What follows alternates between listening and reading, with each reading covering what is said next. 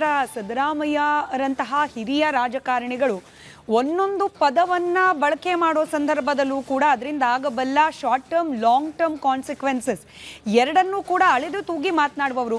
ಏನೋ by flow ಬಂದ್ಬಿಡ್ತು ಅಂತ ಹೇಳಲಿಕ್ಕೆ ಬಹುತೇಕ ಅಸಾಧ್ಯ ಅನ್ನುವಂಥದ್ದು. ಅಂಥದ್ರಲ್ಲಿ ಇಂಥ ಹೇಳಿಕೆ ಇಂಥ ಸಂದರ್ಭದಲ್ಲಿ ಕೊಟ್ಟರೆ ಅದರ ಮುಂದಿನ ಪರಿಣಾಮಗಳು ಏನಾಗಬಹುದು ಅನ್ನೋದು ಗೊತ್ತಿಲ್ಲದೆ ಮಾತನಾಡಿರ್ತಾರ ಸಿದ್ದರಾಮಯ್ಯನವರು. ನೀವು ಹೇಳಿದ್ರಲ್ಲ, ಇಂತಹ ಹೇಳಿಕೆ ಇಂತಹ ಸಂದರ್ಭ ಅನ್ನೋದು ಬಹಳ ಮುಖ್ಯ. ಇಂತಹ ಹೇಳಿಕೆಯನ್ನು ಹಿಂದೆ ಹಲವು ಬಾರಿ ಕೊಟ್ಟಿದ್ದಾರೆ. ನೀವು 2013ರ ಚುನಾವಣೆಗೂ ಮೊದಲು ಚುನಾವಣಾ ಪ್ರಚಾರವನ್ನು ನೋಡಿ, ಇದು ನನ್ನ ಕೊನೆ ಚುನಾವಣೆ, ಮತ್ತೆ ಮುಂದಿನ ಚುನಾವಣೆಗೆ ನಾನು ಸ್ಪರ್ಧೆ ಮಾಡಲ್ಲ. ಯಾವಾಗ? 2013ರಲ್ಲಿ ಅವರು ಮುಖ್ಯಮಂತ್ರಿ ಆಗುವ ಮೊದಲು. 2018ರ ಚುನಾವಣೆ ತೆಗೆದು ನೋಡಿ ನೀವು, ಇದೇ ನನ್ನ ಕೊನೆ ಚುನಾವಣೆ, ನಾನು ಮತ್ತೆ ಮುಂದಿನ ಚುನಾವಣೆಯಲ್ಲಿ ಸ್ಪರ್ಧೆ ಮಾಡಲ್ಲ. 2023ರ ಚುನಾವಣೆಯ ಮೊದಲು ಕೂಡ ನೋಡಿ ನೀವು. ಅಂದರೆ ಇಂತಹ ಹೇಳಿಕೆಯನ್ನು ಹಲವು ಬಾರಿ ಕೊಟ್ಟಿದ್ದಾರೆ. ಆದರೆ ಇಂತಹ ಸಂದರ್ಭ ಇದೆಯಲ್ಲ, ಇದು ಮೊಟ್ಟ ಮೊದಲ ಬಾರಿಗೆ ಬಂದಿದೆ. ಎಂತಹ ಸಂದರ್ಭ?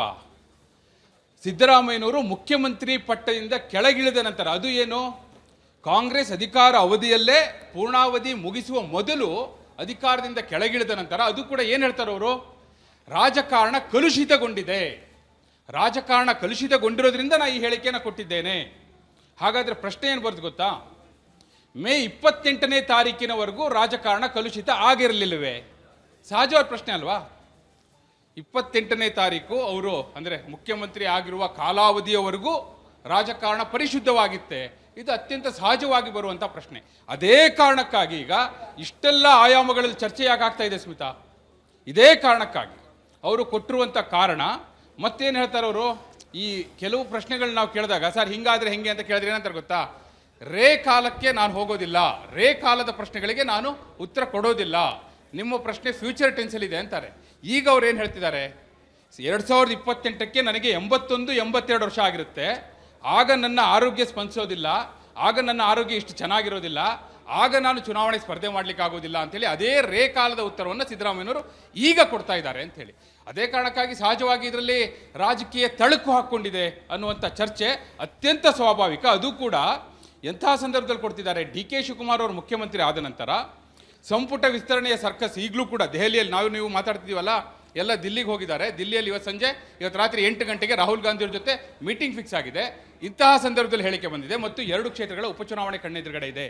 2028ರ ಚುನಾವಣೆಯ ಮೇಲೆ ಏನು ಪರಿಣಾಮ ಆಗುತ್ತೆ ಅನ್ನುವಂಥ ಪ್ರಶ್ನೆ ಇದೆ. ಯಾಕಂದರೆ ನೋಡಿ, ನೆಕ್ಸ್ಟ್ ಪ್ಯಾಕೇಜಲ್ಲಿ ಈಗ ನಾವು ನಮ್ಮ ಡಿಸ್ಕಷನ್ ಆದ್ಕೊಳ್ಳಿ, ನೆಕ್ಸ್ಟ್ ಪ್ಯಾಕೇಜ್ ಪ್ಲೇ ಆಗುತ್ತಲ್ಲ ಸ್ಮಿತಾ, ಅದರಲ್ಲಿ ನಾವು ಹಿಂದೆ ಯಾರೆಲ್ಲ ಈ ರೀತಿ ಅಧಿಕಾರದಿಂದ ಕೆಳಗಿಳಿದಾಗ ಏನು ಪರಿಣಾಮ ಆಗಿತ್ತು ಮುಂದಿನ ಚುನಾವಣೆಯಲ್ಲಿ ಅಂತ ಬಹಳ ವಿಸ್ತೃತವಾಗಿ ಹೇಳಿದ್ದೀವಿ, ಎಳೆಯಾಗಿ ಹೇಳಿದ್ದೀವಿ. ಅದಾದ ನಂತರ ಅದನ್ನು ನಾವು ಡಿಸ್ಕಷನ್ ಮಾಡೋಣ.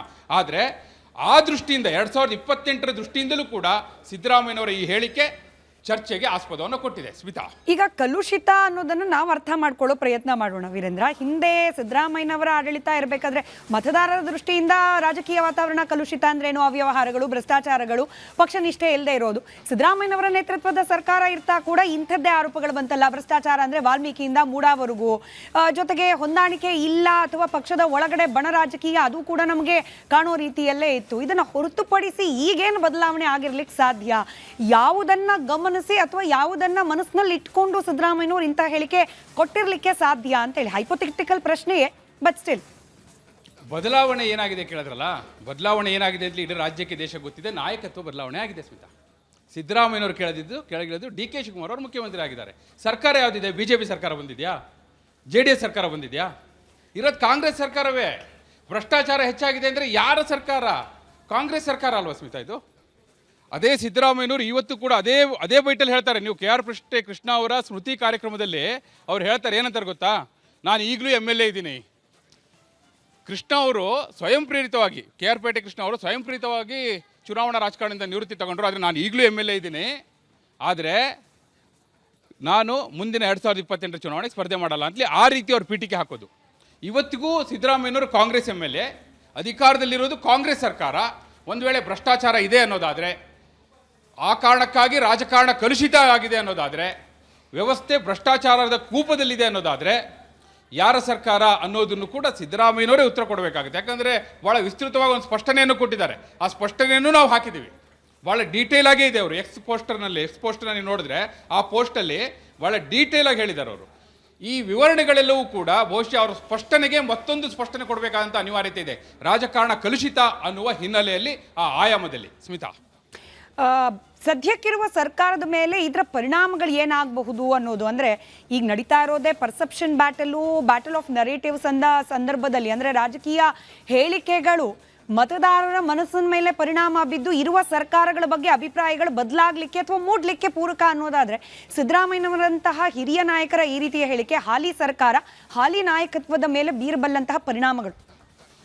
ಸ್ಮಿತಾ, ತಕ್ಷಣಕ್ಕೆ ಸರ್ಕಾರದ ಮೇಲೆ ಏನೋ ಪರಿಣಾಮ ಆಗ್ಬಿಡುತ್ತೆ, ಸರ್ಕಾರಕ್ಕೆ ಏನೋ ಆಗ್ಬಿಡುತ್ತೆ, ಸರ್ಕಾರ ಅಸ್ಥಿರಗೊಳ್ಳುತ್ತೆ, ಆ ರೀತಿಯ ಪರಿಣಾಮ ಇಲ್ಲ. ಆದರೆ ನೀವು ಹೇಳಿದ್ರಲ್ಲ ಪರ್ಸೆಪ್ಷನ್ ಬ್ಯಾಟಲ್, ಅದು ತುಂಬ ಇಂಪಾರ್ಟೆಂಟ್ ರೋಲ್ನ ಪ್ಲೇ ಮಾಡುತ್ತೆ. ಇವತ್ತು ರಾಜಕಾರಣವೇ ಪರ್ಸೆಪ್ಷನ್ ಪಾಲಿಟಿಕ್ಸ್, ನಾವು ನೋಡ್ತಾ ಇರೋದೇ ಪರ್ಸೆಪ್ಷನ್ ಪಾಲಿಟಿಕ್ಸ್. ಆ ದೃಷ್ಟಿಯಿಂದ ಮತ್ತು ನಾನು ಹೇಳಿದ್ನಲ್ಲ 2 ಕ್ಷೇತ್ರಗಳ ಉಪಚುನಾವಣೆ ಇದೆ.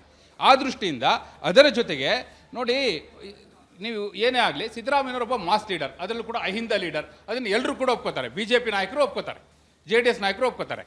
ಹಾಗಿರುವಂಥ ನಾಯಕ ಮುಖ್ಯಮಂತ್ರಿ ಪಟ್ಟದಿಂದ ಕೆಳಗಿಳಿದ ನಂತರ ಅವ್ರು ಯಾವ ರೀತಿಯಾಗಿ ರಿಯಾಕ್ಟ್ ಮಾಡ್ತಾ ಹೋಗ್ತಾರೆ, ಎಂಥ ಸ್ಟೇಟ್ಮೆಂಟ್ಗಳನ್ನ ಕೊಡ್ತಾ ಹೋಗ್ತಾರೆ ಅನ್ನೋದು ಬಹಳ ಇಂಪಾರ್ಟೆಂಟ್ ಆಗುತ್ತೆ. ಯಾಕಂದರೆ ಯಡಿಯೂರಪ್ಪನವರು ಮುಖ್ಯಮಂತ್ರಿ ಪಟ್ಟಕ್ಕೆ ರಾಜೀನಾಮೆ ಕೊಟ್ಟು ಬ್ಯಾಂಕ್ವೆಟ್ ಹಾಲ್ನಲ್ಲಿ ಮಾಡಿದಂಥ ಭಾಷಣದ ಸಂದರ್ಭದಲ್ಲಿ ಕಣ್ಣೀರು ಹಾಕಿದ್ರಲ್ಲ, ಆ ಕಣ್ಣೀರಿನ ಪರಿಣಾಮ 2023ರಲ್ಲಿ ರಿಸಲ್ಟಲ್ಲಿ ಸಿಕ್ಕೋಯ್ತು ಅಂತ ಆ ರೀತಿಯ ವಿಶ್ಲೇಷಣೆಗಳನ್ನ ನಾವು ನೋಡಿದ್ದೀವಿ. ಆ ದೃಷ್ಟಿಯಿಂದ ನೋಡೋದಾದರೆ ಸಿದ್ದರಾಮಯ್ಯನವರು ಈಗ ಕೊಟ್ಟಿರುವ ಹೇಳಿಕೆ ಹಾಗೂ ಇನ್ನು ಮುಂದಿನ 1.5-2 ವರ್ಷದಲ್ಲಿ ಕೊಡ್ತಾ ಹೋಗುವಂಥ ಹೇಳಿಕೆಗಳು ಖಂಡಿತವಾಗಿಯೂ ಮುಂದಿನ ಚುನಾವಣೆಯ ಮೇಲೆ ಪರಿಣಾಮ ಬೀರುತ್ತೆ, ಈ ನಡುವೆ ಬರುವಂತಹ ಚುನಾವಣೆಗಳ ಮೇಲೆ ಪರಿಣಾಮ ಬೀರುತ್ತೆ.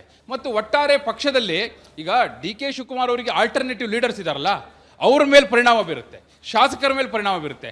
ಆ ದೃಷ್ಟಿಯಿಂದ ಇಂತಹ ಹೇಳಿಕೆಗಳು ನಿಜಕ್ಕೂ ರಾಜಕೀಯವಾಗಿ ಮಹತ್ವವನ್ನು ಪಡಿತಾ ಇರುವಂಥದ್ದು. ಸ್ಮಿತಾ, ರೈಟ್, ಧನ್ಯವಾದ ವೀರೇಂದ್ರ ಮಾಹಿತಿಗಾಗಿ.